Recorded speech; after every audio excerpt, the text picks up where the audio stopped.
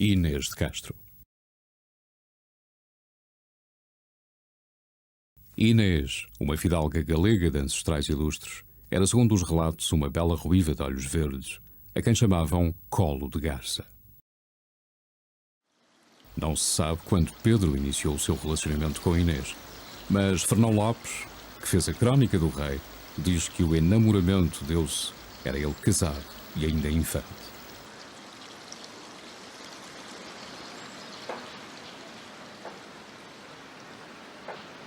O episódio poderia passar por mais uma história vulgar na época de relacionamento entre um futuro rei e uma dama da corte, com o consequente resultado de mais uns tantos bastardos reais.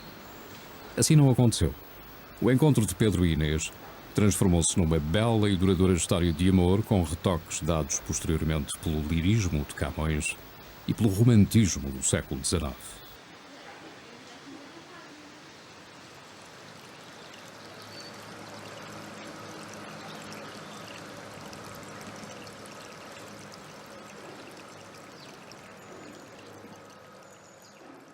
O romance terá começado cedo, logo à chegada à coimbra da comitiva da noiva, Constança. Prosseguiu depois do nascimento do infante Dom Fernando, que seria mais tarde rei, e continuaria após a viuvez de Pedro.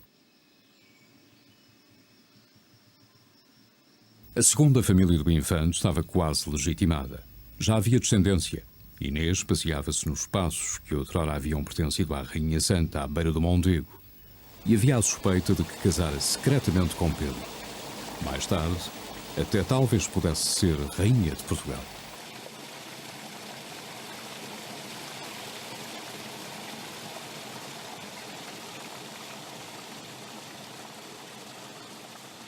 A Inês de Castro é a rainha de Dom Pedro, mas não foi uma rainha portuguesa. A sua memória ficou associada de um ponto de vista simbólico, aos conflitos que há entre a escolha individual e a escolha política, e aparece, portanto, como uma mártir das políticas matrimoniais da época. Não foi propriamente uma rainha, mas também ela está associada à procriação, portanto, ao contrário do que sucedeu com a mulher propriamente dita de Dom Pedro, que não foi muito fecunda em termos de produtividade. Inês de Castro foi uma mãe que deu vários filhos a Dom Pedro.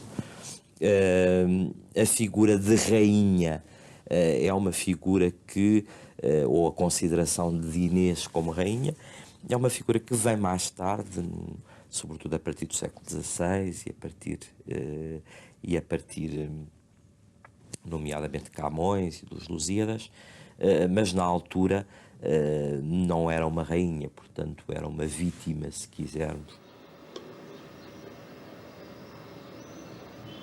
As razões do coração e as razões de Estado raramente coincidem.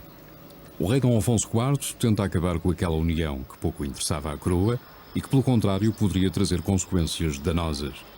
Manda desterrar Inês para o castelo de Albuquerque, situado na Extremadura, a poucas léguas de Estremoz.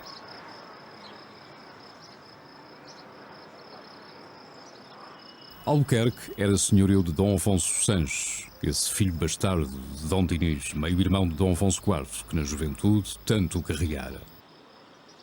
A senhora do castelo era tia de Inês de Castro.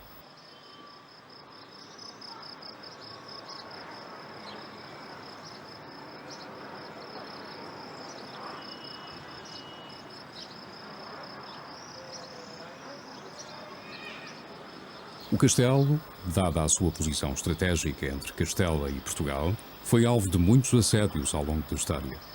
Mas não foi um alvo inexpugnável para Pedro, que não demorou muito a ir resgatar a sua dama.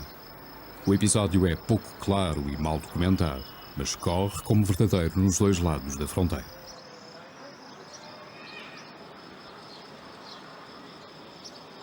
Albuquerque oscilou durante muito tempo entre os reinos de Portugal e Castela. Nas ruas, as armas portuguesas ainda são visíveis nos lugares mais inesperados. Uma longa história que deixou laços que não se desfazem com uma simples fronteira.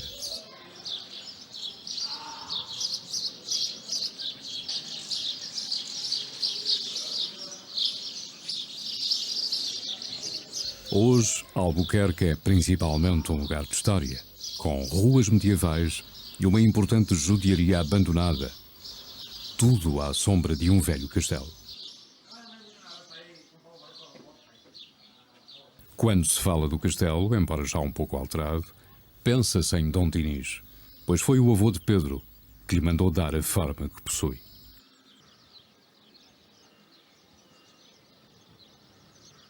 Os amores de Pedro e Inês também ficaram inexoravelmente ligados a estas muralhas.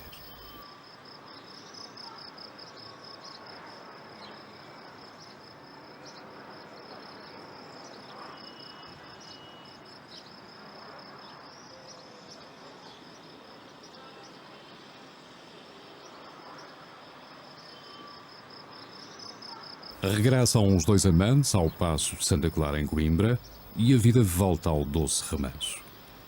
Até que Dom Afonso IV toma novas medidas. A piorar tudo, os irmãos de Inês, sempre conspirativos, tornam-se um perigo real. Inês, mais que um estorvo, é uma ameaça. O rei aconselha-se com Diogo Lopes Pacheco, chama Álvaro Gonçalves e Pero Coelho. Irão os três cumprir a ordem del rei. Inês morrerá. Por isso Pedro far-lhes-á uma perseguição feroz. Nas matas frescas à beira-Mondego, Inês recebeu a sentença e Pedro não conseguiu chegar a tempo de evitar que o sangue escorresse. O sangue da amada mãe de seus filhos, rainha do seu coração. Foi nesse momento que começou a imortalidade de Inês. Na Quinta das Lágrimas, onde a voz do povo situou o paraíso dos encontros dos dois amantes, a fonte dos amores terá jorrado água vermelha como sangue. Na sequência da morte, os factos precipitam-se. Morre Dom Afonso IV, Pedro sobe ao trono e, segundo a lenda, fez Inês rainha depois de morta. Foi esta novela, nascida no século XIV, que atraiu tantos autores, concedendo a Inês um lugar jamais ocupado por qualquer outra rainha.